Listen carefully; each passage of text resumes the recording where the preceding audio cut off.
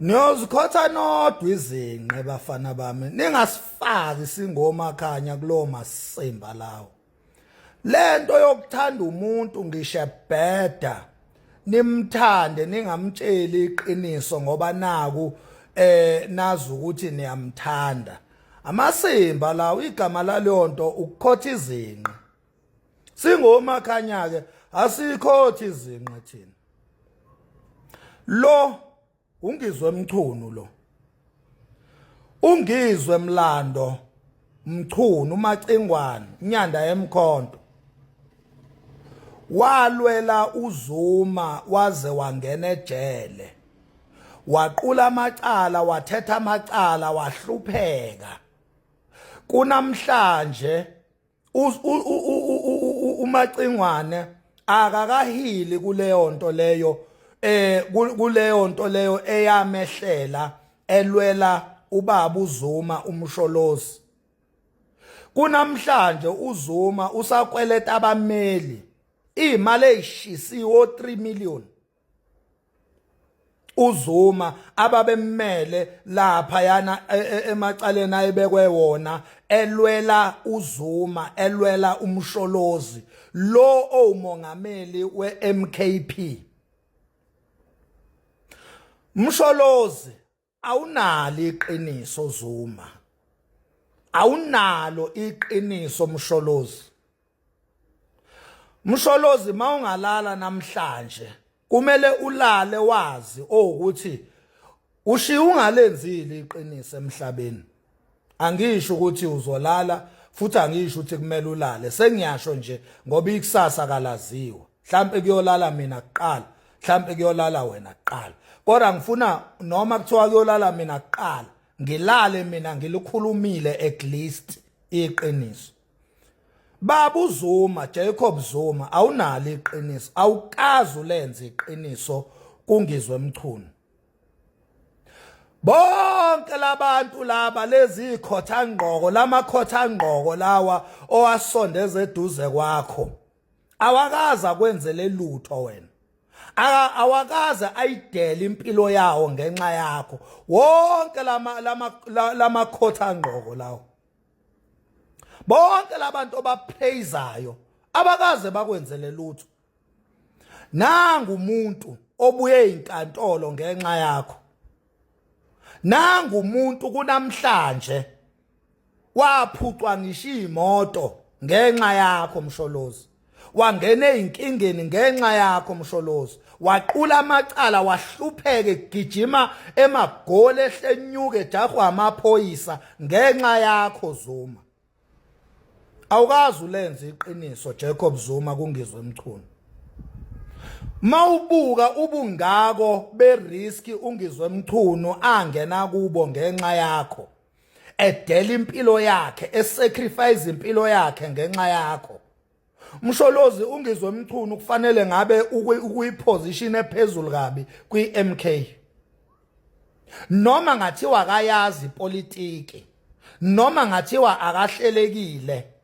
Bekumele wena baba uJacob Zuma ukugwinya konke lokho. Uhlale phezulu kwakho konke lokho. Leyo nto ngaba ayibathusa abantu base South Africa ukuthi isiphi isizathu esikwenzisa yona. Ngoba ungizwe mchunu wabukwa yizwe lonke ngenxa yakho. Ko America, ko China, ko Russia, ko England, ko Dubai, umhlaba wonke. Ungizwe mchunu kwakubukwa yena ehlupheka ngenxa yegama lakho Msholozi. Yini oyenzela uZuma Zuma? I mean njalo yini oyenzela umacingwane Zuma? Baba uMsholozi yini oyenzela ungizwe?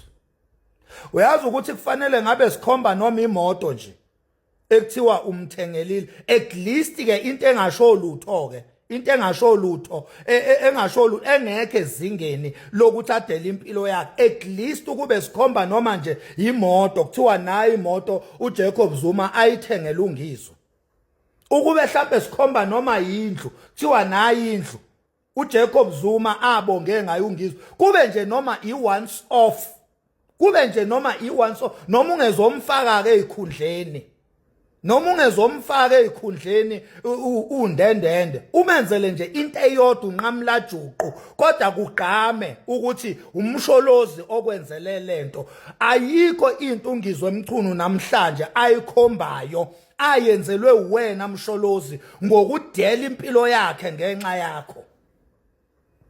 Leyo nto yamenza ungizwe Mchunu wabukeka njengesilima emhlabeni. Kunamhlanje ungizwe Mchunu leyo nto kusahlala ubona amavidiyo la ebiza ungizwe Mchunu ngesiphukuphuku ngenxa yegama lakho Zuma ayelibeka at that risk. Wabeka igama lakho ungizwe Mchunu, wabeka ilegacy yakhe phansi ngenxa yegama lakho Jacob Zuma, ngenxa yegama lakho wabeka wazidela wazikhohla ungizwe Mchunu ngenxa yakho Jacob Zuma. Namhlanje ungizwe Mchunu ayikho into esikhombayo owambonga ngayo noma owake wamenzela yona. Jobe kweleta abameli nje kunamhlanje wena uyahola, uhola imali ye-state, unamabhizinisi all over, unabaxhasi all over. Ayikho kodwa into okukhumbule ngayo umuntu owadela impilo yakhe ngenxa yakho. Ungaphandle nje ungizwe Mchunu wadlala indima enkulu kabi ukuthi wena uphume ejele. Kodwa namhlanje ayikho into esikhombayo esithi wakwayenzela ungizwe Mchunu. Awunalo iqiniso Jacob Zuma. Iqiniso nje awunalo. Ingakho nenhlangano yakho iphelelwa amandla kanje. Vele inhlangano yomuntu ongenaqiniso ayiphumeleli ngoba ukungamnaqiniso kwakho kuya ngokuya kuvele ebantwini ukuthi awunaqiniso. Nabe bekade bewilling ukuhamba nawe all the way kodwa bayajika endleleni make wa-expose wavela ukuthi awunaqiniso. Siyokulandela kanjani thina ekubeni nanga umuntu owadela impilo yakhe ngokulandela wena awukazi umenzelelo? Yini oyoyenzela thina? Yini oyoyenzela thina Jacob Zuma? Ake sithi nje siyakuvotela next year uwine. Uzosenzelani? Uzosenzelani ngoba izimpawu zokuthi khona into ongasenzela yona kwakumele siyibone la kumacingwane. Umuntu owadela impilo yakhe wahlupheka ngenxa yakho. Mina niyomane ningibulale manithanda ngizofela iqiniso mina. Kade niyangidakelwa nina. Ungizwe Mchunu deserve better than what he is now. He deserve better. Ungizwe Mchunu wenza izinto eziningi kabi elwela thina la, elwela isithunzi se-society. Umbone elwisana namandiye, jahana namandiye namaphoyisa laphana. Usuke engayili ukuyosineka. Ungizwe Mchunu akanwaya amasende la eSouth Africa. Uyasebenza lo mfana lo kodwa umsholoza kanali iqiniso ne-MK yakhe. Kade